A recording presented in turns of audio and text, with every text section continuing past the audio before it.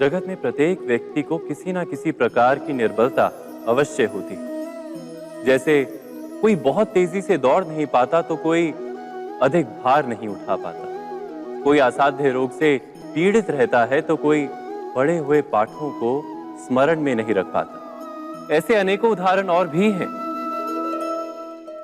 क्या आप किसी ऐसे व्यक्ति को जानते हैं जिसे सब कुछ प्राप्त हो और हम जीवन की उस एक निर्बलता को जीवन का केंद्र मानकर जीते हैं? इस कारणवश हृदय में दुख और असंतोष रहता है सदा। निर्बलता मनुष्य को जन्म से अथवा संजोग से प्राप्त होती है, किंतु उस निर्बलता को मनुष्य का मन अपनी मर्यादा बना लेता है। किंतु कुछ व्यक्ति ऐसे भी होते हैं जो अपने पुरुषार्थ और श्रम से उस निर्बलता को पराजित कर देते हैं। क्या भेद है उनमें और अन्य लोगों में? क्या आपने कभी विचार किया है? सरल सा उत्तर है इसका। जो व्यक्ति निर्बलता से पराजित नहीं होता, जो पुरुषार्थ करने का साहस रखता है हृदय में, वो निर्बलता को पार कर जाता है। अर्थात निर्बलता अवश्य ईश्वर देता है, किंतु मर्यादा मनुष्य का मन ही निर्मित करता है। स्वयं विचार कीजिए।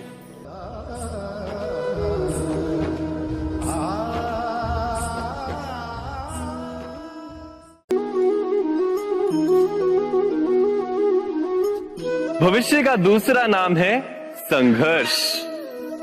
हृदय में आज इच्छा होती है और यदि पूर्ण नहीं हो पाती तो हृदय भविष्य की योजना बनाता है। भविष्य में इच्छा पूर्ण होगी ऐसी कल्पना करता रहता है, किंतु जीवन ना तो भविष्य में है ना अतीत में। जीवन तो इस क्षण का नाम, अर्थात इस क्षण का अनुभव ही जीवन का अनुभव। पर हम ये जानते हुए भी इतना सा सत्य समझ नहीं पाते। या तो हम बीते हुए समय के स्मरणों को घेर कर बैठे रहते हैं, या फिर आने वाले समय के लिए हम योजनाएं बनाते रहते हैं। और जीवन जीवन बीत जाता है। एक सत्य यदि हम हृदय में उतार लें कि ना हम भविष्य देख सकते हैं, ना ही भविष्य निर्मित कर सकते हैं, हम तो केवल धैर्य और साहस के साथ भविष्य को आलिंगन दे सकते हैं, स्वागत कर सकते हैं भविष्य का। तो क्या जीवन का हर पल जीवन से नहीं भर जाएगा? स्वयं विचार कीजिए।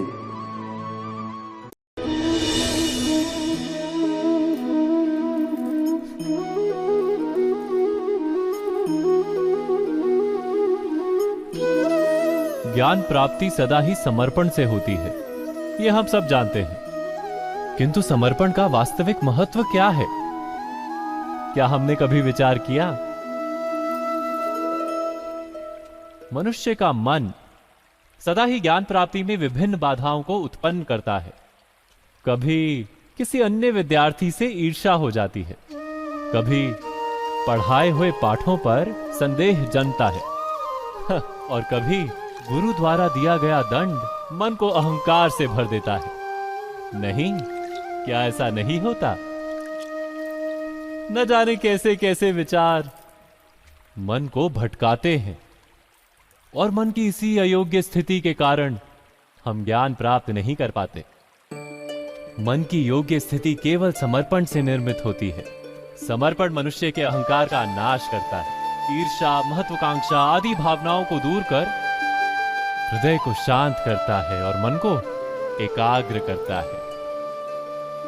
वास्तव में ईश्वर की सृष्टि में ना ज्ञान की मर्यादा है, ना ज्ञानियों की।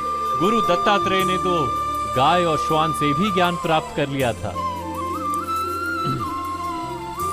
अर्थात विषय ब्रह्म ज्ञान का हो या जीवन के ज्ञान का या गुरुकुल में प्राप्त होने वाले ज्ञान का, उसकी प्राप्ति के लिए गुरु से अधिक महत्व है उस गुरु के प्रति हमारा समर्पण। क्या यह सत्य नहीं?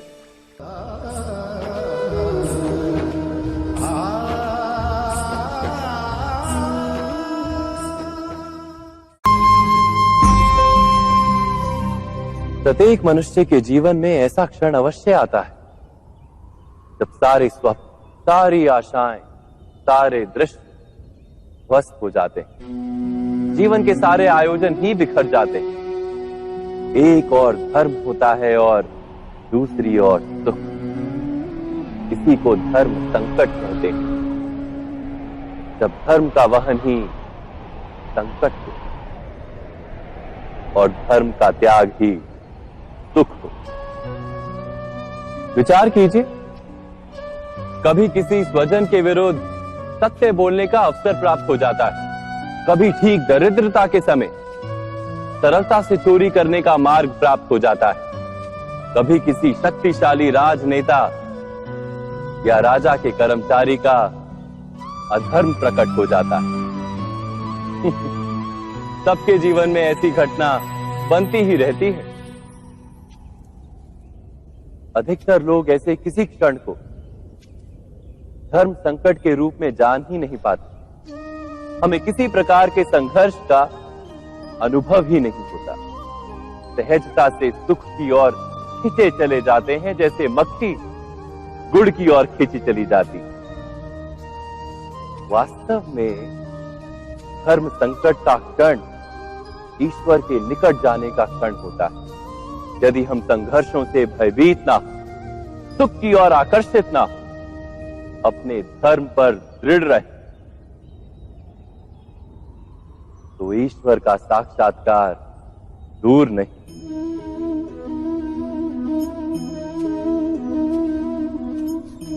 पवन से युद्ध करने वाला पत्ता यदि पेड़ से गिरता है तो भी आकाश की ओर उठता है। पवन से झुकने वाली घास वहीं भूमि पर रह जाती। अर्थात धर्म संकट से यदि हम संकट को ही टाल दें तो सुख तो मिलता है, जीवन बढ़ता है, किंतु क्या चरित्र नहीं टूटता? क्या आत्मा दरिद्र नहीं हो जाती? क्या ईश्वर से अंतर नहीं हो जाता? स्वयं विचार कीजिए। दो व्यक्ति जब निकट आते हैं तो एक दूसरे के लिए सीमाएं और मर्यादाएं निर्मित करने का प्रयत्न अवश्य करते हैं। हम यदि सारे संबंधों पर विचार करें तो देखेंगे कि इन सारे संबंधों का आधार यही सीमाएं हैं जो हम दूसरों के लिए निर्मित करते हैं। और यदि अनजाने में भी कोई अन्य व्यक्ति इन सीमाओं को तोड़ता है तो उसी क्षण हमारा हृदय क्रोध से भर जाता है। इन सीमाओं का वास्तविक रूप क्या है? क्या हमने कभी विचार किया? सीमाओं के द्वारा हम दूसरे व्यक्ति को निर्णय करने की अनुमति नहीं देते। अपना निर्णय उस व्यक्ति पर थोपते, अर्थात किसी की स्वतंत्रता का अस्वीकार करते हैं हम। और जब स्वतंत्रता का अस्वीकार किया जाता है तो उसका हृदय दुख से भर जाता है। और जब वो सीमाओं को तोड़ता है तो हमारा हृदय क्रोध से भर जाता है। क्या ऐसा नहीं होता?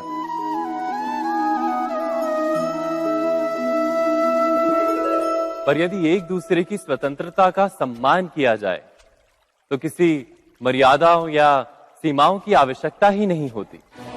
अर्थात जिस प्रकार स्वीकार किसी संबंध का देह है, क्या वैसे ही स्वतंत्रता किसी संबंध की आत्मा नहीं? स्वयं विचार कीजिए। सबके जीवन में ऐसा प्रसंग अवश्य आता है कि सत्य कहने का निश्चय होता है हृदय में, किंतु मुख से सत्य निकल नहीं पाता।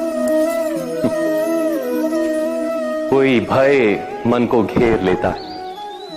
किसी घटना अथवा प्रसंग के बारे में बात करना या फिर स्वयं से कोई भूल हो जाए उसके बारे में कुछ बोलना, क्या ये सत्य है? नहीं, ये तो केवल तथ्य है। अर्थात जैसा हुआ था वैसा केवल बोल देना सामान्य सी बात।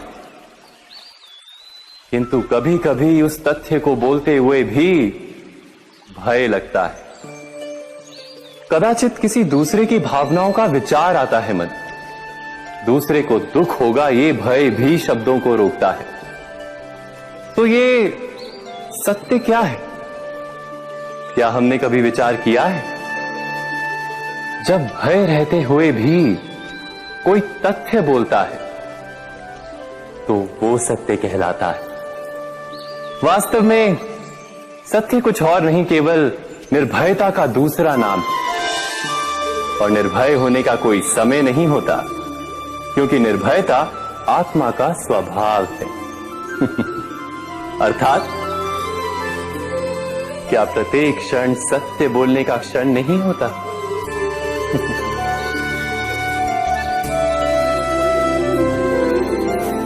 स्वयं विचार कीजिए।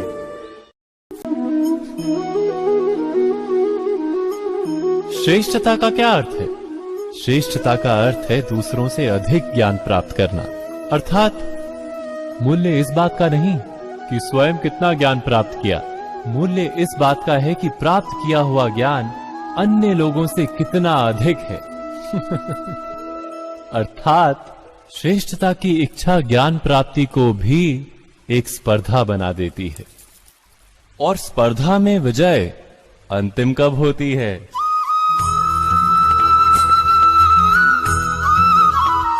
कुछ समय के लिए तो श्रेष्ठ बना जा सकता है, किंतु सदा के लिए कोई श्रेष्ठ नहीं रह पाता।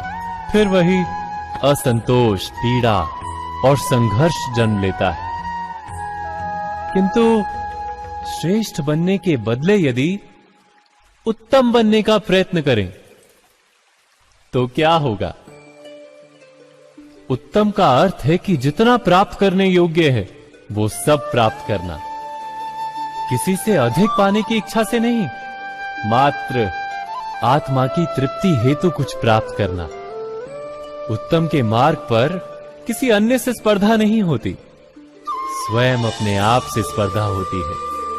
अर्थात उत्तम बनने का प्रयत्न करने वाले को देर अबेर सारा ज्ञान प्राप्त हो जाता है, बिना प्रयत्न के ही वो श्रेष्ठ बन जाता है। किंतु जो श्रेष्ठ बनने का प्रयत्न करता है वो श्रेष्ठ बने या ना बने, उत्तम कभी नहीं बन पाता।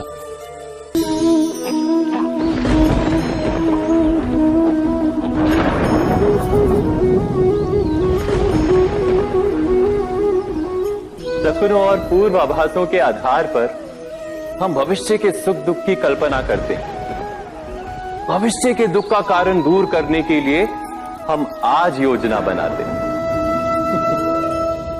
किंतु कल के संकट को आज निर्मूल करने से हमें लाभ मिलता है या हानि पहुंचती है? ये प्रश्न हम कभी नहीं करते। सत्य तो ये है कि संकट और उसका निवारण साथ जनते हैं, व्यक्ति के लिए भी और सृष्टि के लिए भी। नहीं, आप अपने भूतकाल का स्मरण कीजिए, इतिहास को देखिए। आप तुरंत ही ये जान पाएंगे कि जब जब संकट आता है तब तब उसका निवारण करने वाली शक्ति भी जन्म लेती है। यही तो जगत का चलन है। वस्तुतः संकट ही शक्ति के जन्म का कारण है। प्रत्येक व्यक्ति जब संकट से निकलता है तो एक पद आगे बढ़ा होता है, अधिक चमकता है, आत्मविश्वास से अधिक भरा होता है, न केवल अपने लिए अपितु विश्व के लिए भी। क्या ये सत्य नहीं? वास्तव में संकट का जन्म है एक अवसर का जन्म, अपने आप को बदलने का, अपने विचारों को ऊंचाई पर करने का अवसर, अपनी आत्मा को बलवान और ज्ञान मंडित बनाने का अवसर।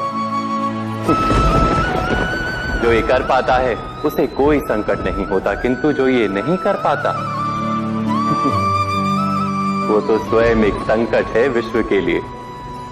विचार कीजिए।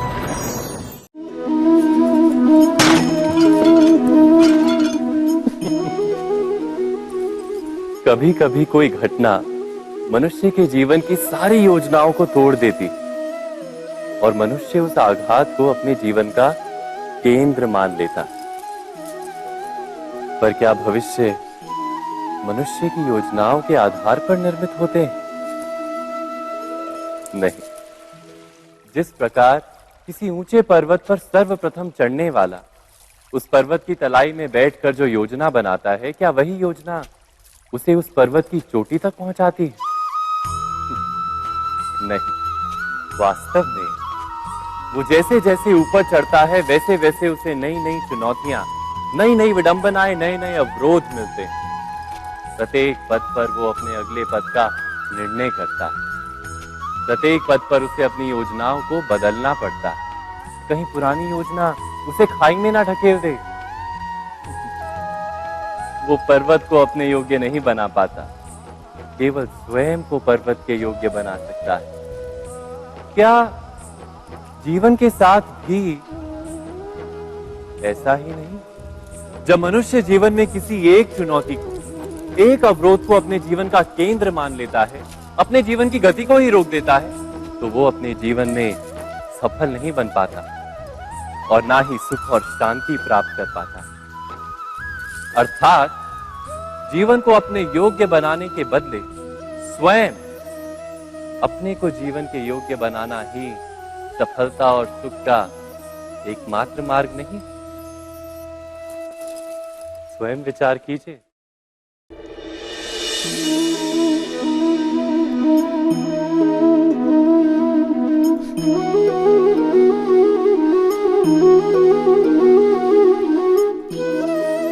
जीवन का हर क्षण निर्णय का क्षण होता है। प्रत्येक पद पर दूसरे पद के विषय में कोई निर्णय करना ही पड़ता है और निर्णय अपना प्रभाव छोड़ जाता है। आज किए गए निर्णय भविष्य में सुख अथवा दुख निर्मित करते हैं, ना केवल अपने लिए, अपने परिवार के लिए भी, आने वाली पीढ़ियों के लिए भी। जब कोई दुविधा सामने आती है तो मन व्याकुल हो जाता है, अनिश्चय से भर जाता है। निर्णय का वो क्षण युद्ध बन जाता है और मन बन जाता है युद्ध भूमि। अधिकतर निर्णय हम दुविधा का उपाय करने के लिए नहीं, केवल मन को शांत करने के लिए लेते हैं। पर क्या कोई दौड़ते हुए भोजन कर सकता है? नहीं। तो क्या युद्ध से जूझता हुआ मन कोई योग्य निर्णय ले पाएगा?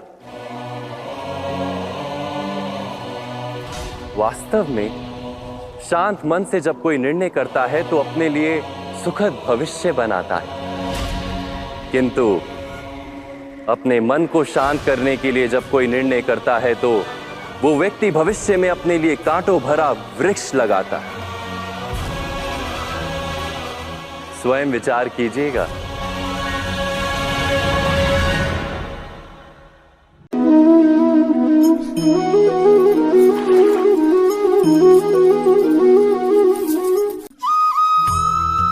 जीवन में आने वाले संघर्षों के लिए जब मनुष्य स्वयं को योग्य नहीं मानता, जब उसे अपने ही बल पर विश्वास नहीं रहता, तब वो सद्गुणों को त्याग कर दुर्गुणों को अपनाता है। वस्तुतः मनुष्य के जीवन में दुर्जनता जन्म ही तब लेती है जब उसके अंतर में आत्मविश्वास नहीं होता। आत्मविश्वास ही अच्छाई को धारण करता है। ये आत्मविश्वास है क्या?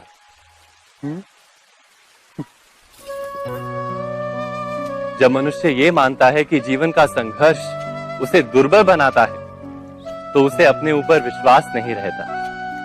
वो संघर्ष के पार जाने के बदले संघर्ष से छूटने के उपाय ढूंढने लगता है। किंतु जब वो ये समझता है कि ये संघर्ष उसे अधिक शक्तिशाली बनाते हैं, ठीक जैसे व्यायाम करने से देह की शक्ति बढ़ती, तो प्रत्येक संघर्ष के साथ उसका उत्साह बढ़ता है। अर्थात आत्मविश्वास और कुछ भी नहीं, मन की स्थिति, जीवन को देखने का दृष्टिकोण मात्र है। और जीवन का दृष्टिकोण तो मनुष्य के अपने वश में होता है। स्वयं विचार कीजिए।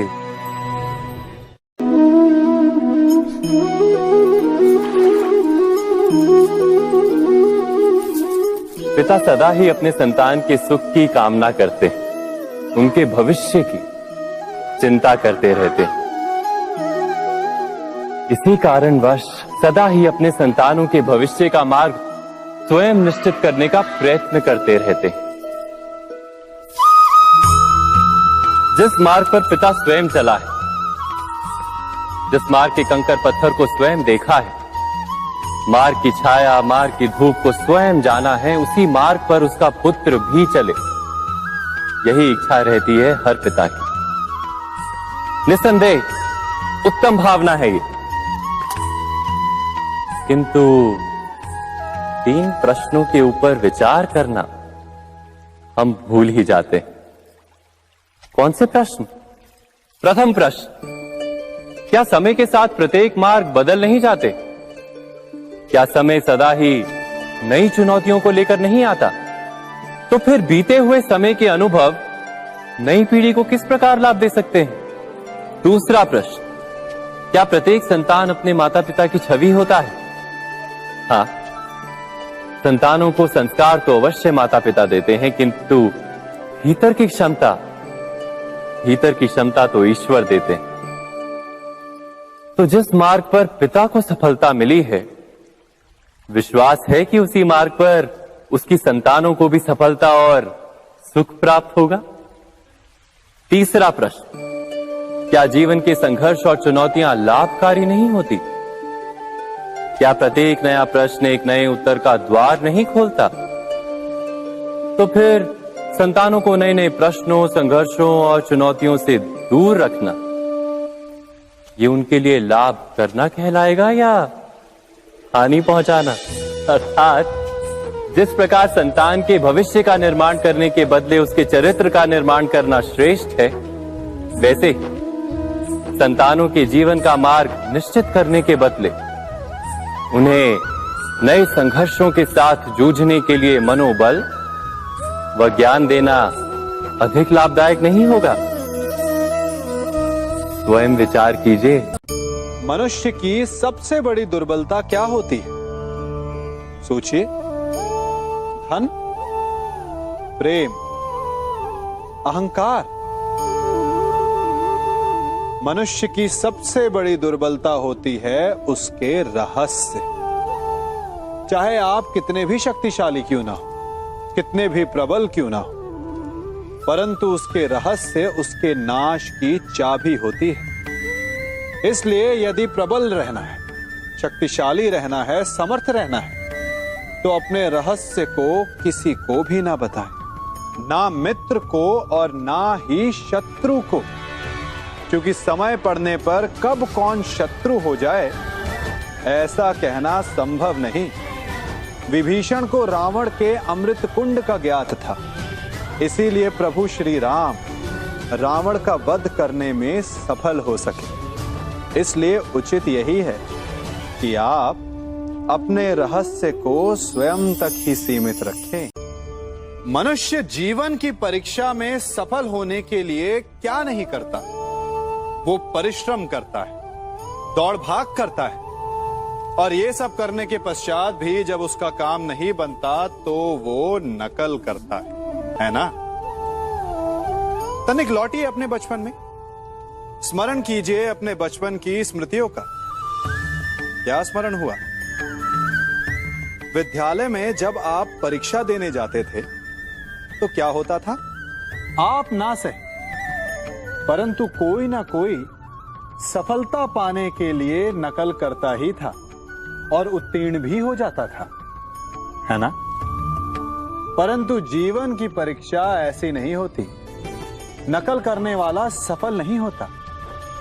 कारण विद्यालय में सबके प्रश्न पत्र एक होते थे, परंतु जीवन के प्रश्न पत्र और उनकी कठिनाई सबके लिए भिन्न होती, तो निश्चित रूप से उनके उत्तर भी भिन्न होंगे ना। इसलिए यदि आपको जीवन में सफलता पानी है तो नकल ना कीजिए, स्वयं के प्रश्नों का उत्तर स्वयं ढूंढिए और सफलता आपकी ही होगी। मनुष्य का जीवन हार और जीत विजय और पराजय, सफलता और असफलता के मध्य झूलता रहता है। आपके साथ भी ऐसा होता होगा, है ना? जब आप सफल होते हैं, किसी चुनौती पर विजय पाते हैं, तो मन प्रसन्नता से आनंद के उपवन में झूमने लगता है। और जब आप असफल होते हैं, तब मन दुख और पीड़ा के सागर में डूबने लगता है।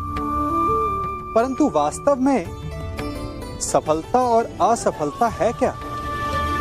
तनिक ध्यान से सोचिए। ये केवल हमारी मनोस्थिति मात्र है। हमारी पराजय तब नहीं होती जब हमारा शत्रु विजय प्राप्त कर ले। हमारी पराजय तब होती है जब हम पराजय स्वीकार कर लें। हम असफल तब नहीं होते जब हम लक्ष्य ना पा सके। हम असफल तब होते हैं जब हम प्रयास करना बंद कर दें। इसलिए प्रयास करते रहें और हार ना मानें, क्योंकि जिस दिन आप हार स्वीकारना बंद कर देंगे, जीत आपके चरणों में होगी।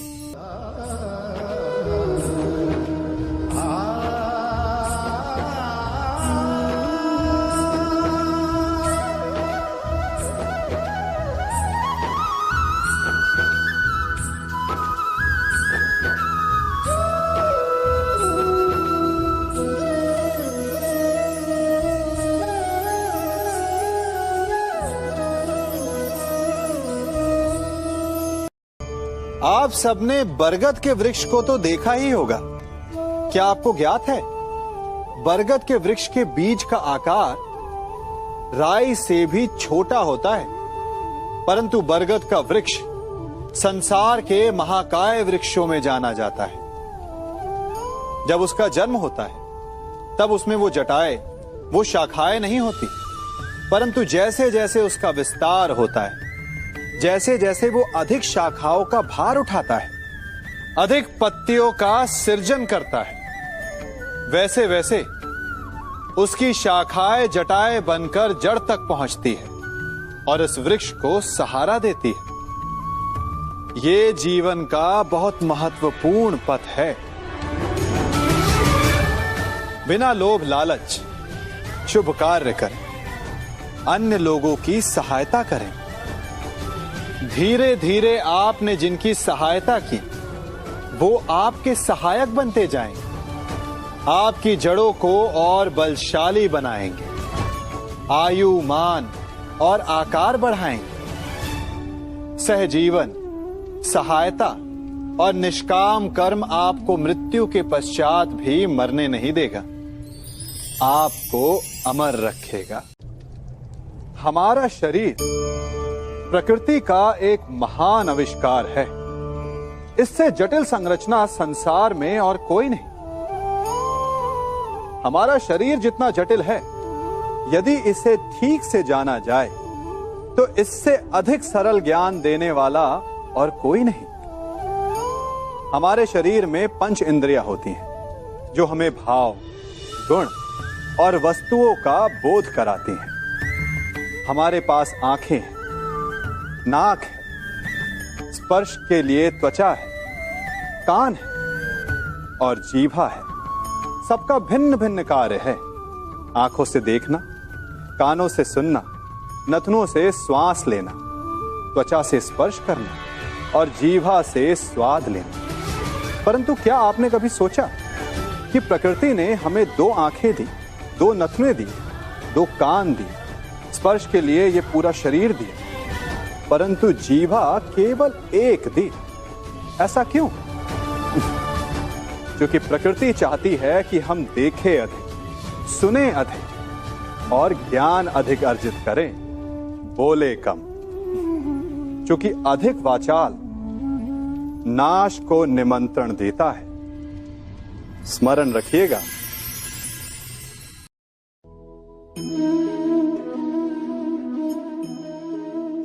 ये सदा यही कहते आए कि यदि आगे बढ़ना है तो अपनों का साथ दो। सत्य कहते हैं, अपनों का साथ देना ही चाहिए।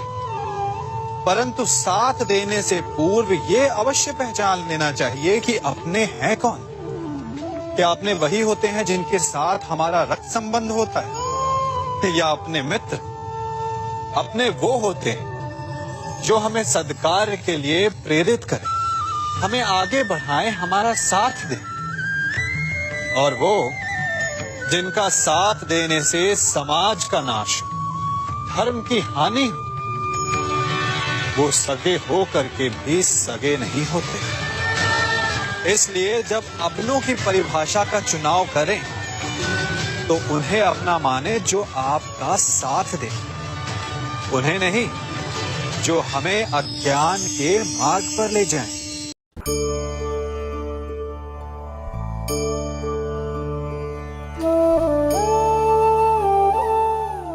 आप जिनसे प्रेम करते हैं सदा उनके समीप रहना चाहते हैं, नहीं चाहते कि कभी अपनों से दूर होना पड़े, बिछड़ना पड़े। परंतु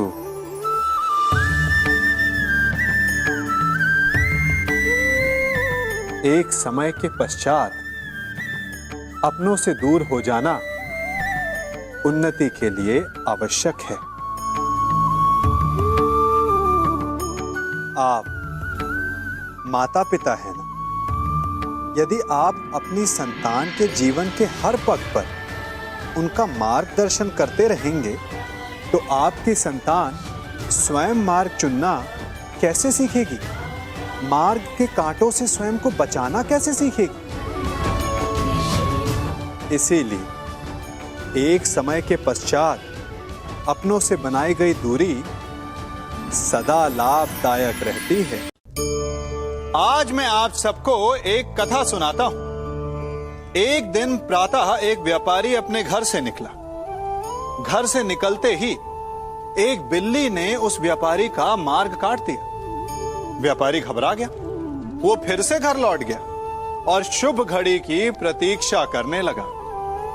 और जब वो पुनः अपने घर से निकला तब वो वाहन जा चुका था जिससे राजा तक पहुंचकर उसे भेंट देनी थी।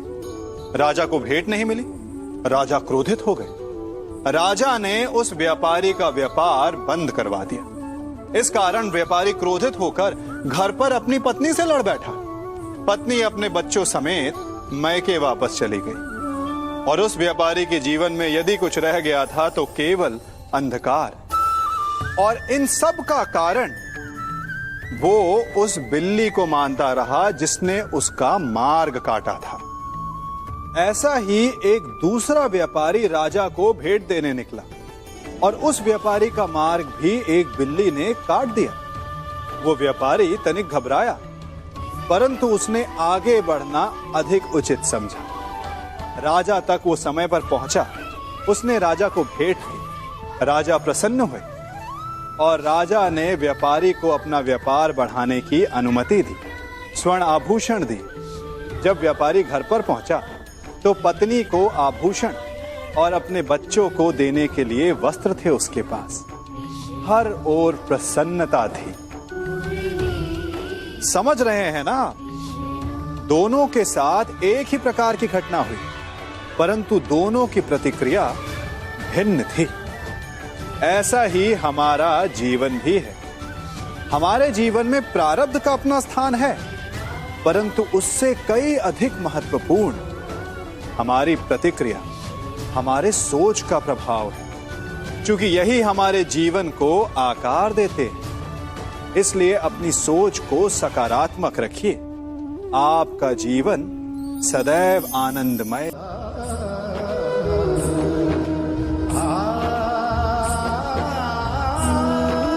हम सभी अपने जीवन में कोई ना कोई कार्य करते हैं। कार्य करते हैं तो थकान की अनुभूति होती है और यदि थकान ना उतरे तो कार्य करने का मन नहीं करता। हम आशा करते हैं कि कदाचित एक दिन में 24 के स्थान पर 26 घंटे होते तो आराम करने के लिए हमें और अधिक समय मिल जाता। हमें ऐसा अनुभव होता है कि हम बहुत अधिक कार्य कर रहे हैं, है ना? परंतु क्या आपने कभी सोचा है कि जो लोग संसार में सफल हैं, उनके पास भी सफल होने के लिए दिन में केवल 24 घंटे थे। तो फिर वो सफल क्यों है? इसका एक छोटा सा रहस्य है। वो कार्य चुनते हैं जो उन्हें प्रिय है, जिसे करने में उन्हें आनंद आता है। उन्हें लगता ही नहीं कि वो कार्य कर रहे हैं, उन्हें लगता है कि वो प्रतिपल आनंद मना रहे हैं। और जब आप आनंद मनाते हैं तो थकान कैसी? इसलिए यदि आप जीवन में कोई भी कार्य करें तो वो आपके मन को भाना चाहिए, या जो कार्य आप कर रहे हैं उसे अपने मन को भा देने दो। सफलता आपको मिलेगी। कभी सोचा है हमारा जीवन भी उस रेत की घड़ी की भांति है? जो रेत नीचे गिर चुकी है वो हमारा अतीत है, जो अब भी ऊपर है वो हमारा आने वाला भविष्य है, और वर्तमान ये संकुचित स्थल है जहां से धीरे धीरे करके रेत गिर रही है। अर्थात हमारे पास जीने के लिए यही एक क्षण है। उसका उपयोग कैसे करना है ये हम पर निर्भर करता है। जो बीत गया उसका दुख मनाना है, या जो भविष्य में होने वाला है उसकी प्रतीक्षा में क्रोध करना है। सब कुछ करने के लिए यही एक क्षण है। प्रसन्न रहना है तो उसके लिए भी यही एक पल है। प्रतीक्षा करते रहोगे तो ये पल भी भूतकाल में बदल जाएगा। इसलिए आनंद के लिए, परोपकार के लिए प्रतीक्षा ना कीजिए। आपके पास जो पल है उनका भरपूर सदुपयोग कीजिए, क्योंकि इस घड़ी को पलटकर आप फिर से समय अवश्य गिन सकते हैं, परंतु अपना बीता हुआ समय आप वापस नहीं लौटा पाएंगे।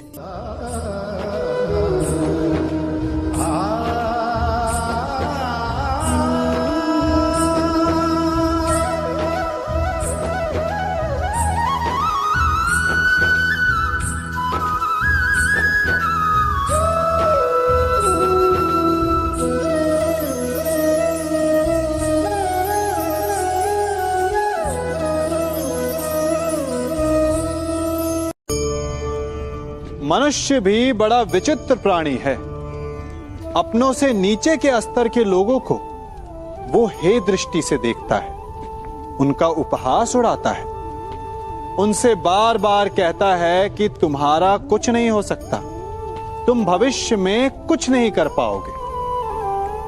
जब मनुष्य के पास धन, संपत्ति, मान होता है तो वो दूसरों का आदर नहीं करता, परंतु वो एक बात भूल जाता है कि उससे भी अधिक शक्तिशाली कोई अस्तित्व में है, और वो है समय। काल काल अपना चक्र कब बदलेगा ये कोई नहीं जानता। समय अपनी करवट कब लेगा ये कोई नहीं जानता। कोयला भी समय के साथ साथ हीरे में परिवर्तित हो जाता है। इसलिए जीवन में कभी भी किसी का भी उपहास नहीं उड़ाना चाहिए।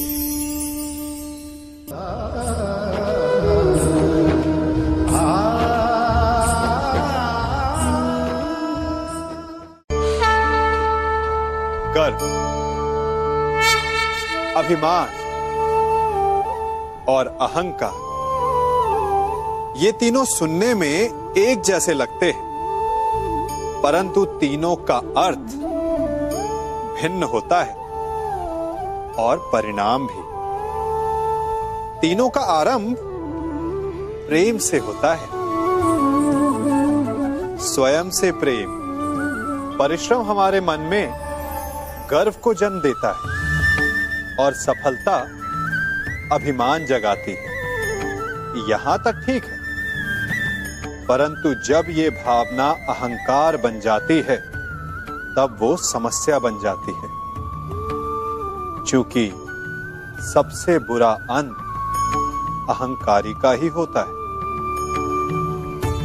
परंतु मनुष्य के लिए पहेली यही है कि पहचाना कैसे जाए कि अहंकार जग गया है और उसका दमन आवश्यक है। इसका उत्तर मैं नहीं, आपका मन देगा। जब तक आप स्वयं से प्रसन्न हैं, जब तक आप सबसे ऊंचा उठने का प्रयास कर रहे हैं, तब तक ठीक है। परंतु जब आपके मन में दूसरों को नीचा समझने का भाव आ जाए तो सावधान हो जाइए, क्योंकि यही अहंकार है जो वास्तव में आपको हीन कर रहा है।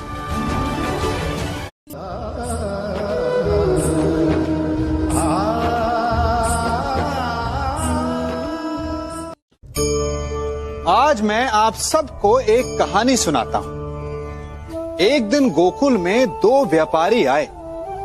एक व्यापारी शहद का था, बड़ा मीठा शहद था उसका, परंतु वो गोकुल में टिक नहीं पाया। उसके व्यापार ने घाटा खाया और शीघ्र ही वो गोकुल छोड़कर चला गया। और दूसरा व्यापारी मिर्च का था। पहले दिन वो एक पोटली लाया और दूसरे ही दिन वो पूरी बैलगाड़ी भर कर लाया। और धीरे धीरे पूरी मथुरा में उसकी धाक जम गई। मुझे बड़ा आश्चर्य हुआ, तो मैंने बाबा से पूछा कि ऐसा क्यों कि एक मीठे शहद का व्यापारी कंगाल हो गया और एक मिर्च का व्यापारी धीरे धीरे नगर सेठ बन गया।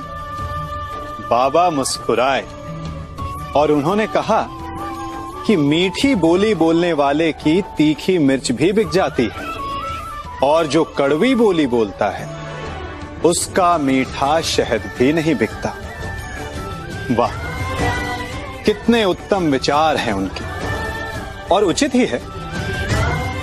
मनुष्य अपने जीवन में सदैव अपने वचनों से उठता है और अपने वचनों से ही गिरता है। इसलिए अपने जीवन में सदैव मीठी बोली बोलने का प्रयास कीजिए, आपका जीवन सरल हो जाएगा। मनुष्य की सबसे बड़ी दुर्बलता क्या होती है? सोचिए। धन, प्रेम, अहंकार। मनुष्य की सबसे बड़ी दुर्बलता होती है उसके रहस्य। चाहे आप कितने भी शक्तिशाली क्यों ना हो, कितने भी प्रबल क्यों ना हो, परंतु उसके रहस्य उसके नाश की चाबी होती है। इसलिए यदि प्रबल रहना है, शक्तिशाली रहना है, समर्थ रहना है, तो अपने रहस्य को किसी को भी ना बताएं, ना मित्र को और ना ही शत्रु को, क्योंकि समय पड़ने पर कब कौन शत्रु हो जाए ऐसा कहना संभव नहीं। विभीषण को रावण के अमृत कुंड का ज्ञात था, इसीलिए प्रभु श्री राम रावण का वध करने में सफल हो सके। इसलिए उचित यही है कि आप अपने रहस्य को स्वयं तक ही सीमित रखें।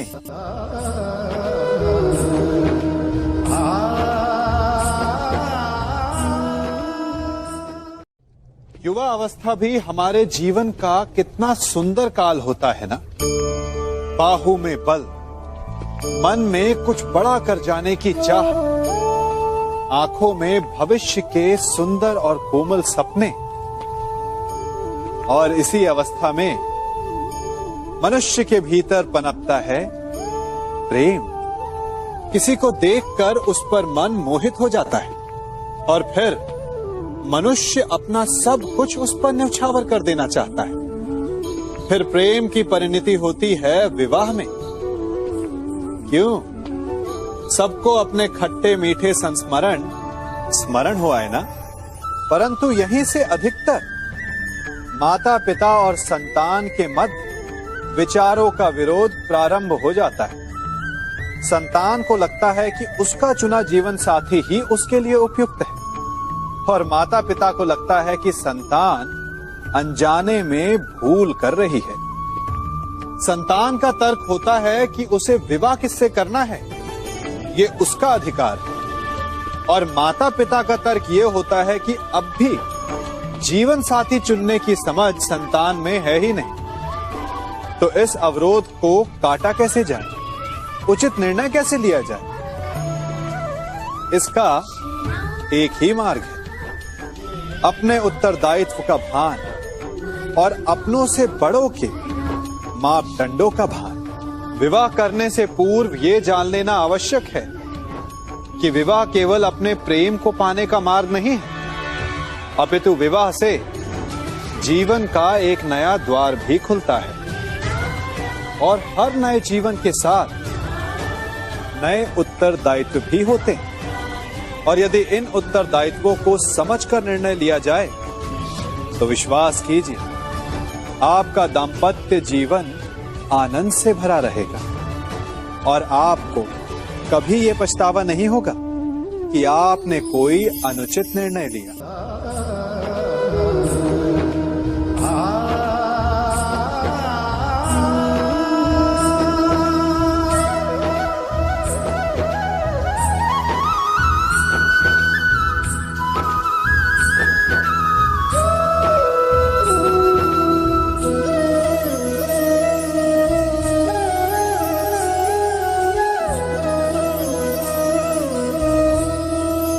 जब सागर का जल वाष्प बनकर उड़ता है तब वो हमें दिखाई नहीं देता।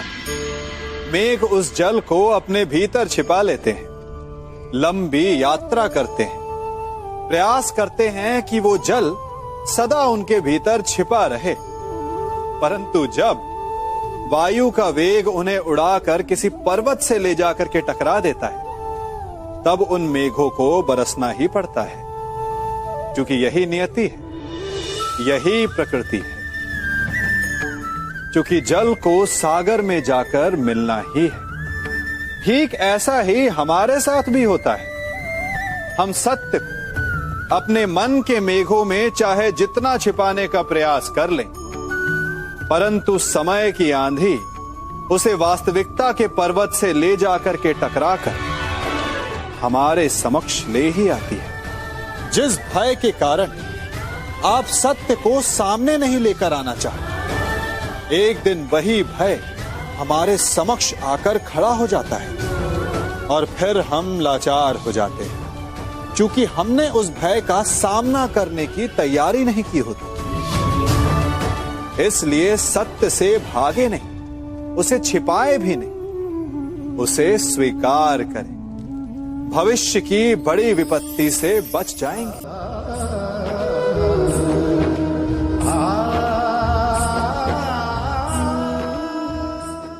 कभी कभी आप सबके जीवन में एक ऐसी विचित्र समस्या अवश्य आती है कि शक्तिशाली के समक्ष मौन हो जाओ। कि उस शक्तिशाली से विवाद करने से बचने के लिए आप मौन रह जाते। मानता हूं, ऐसा करने से आप एक विवाद से बच जाते, एक संघर्ष से बच जाते, परंतु ऐसा बचाव एक बड़े संघर्ष को जन्म दे देता है।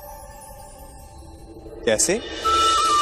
हमारा मौन रहना अनजाने में उसका समर्थन बन जाता है, और वो स्वयं को अधिक शक्तिशाली अनुभव करता है, और यहां से हमारा दमन प्रारंभ हो जाता है।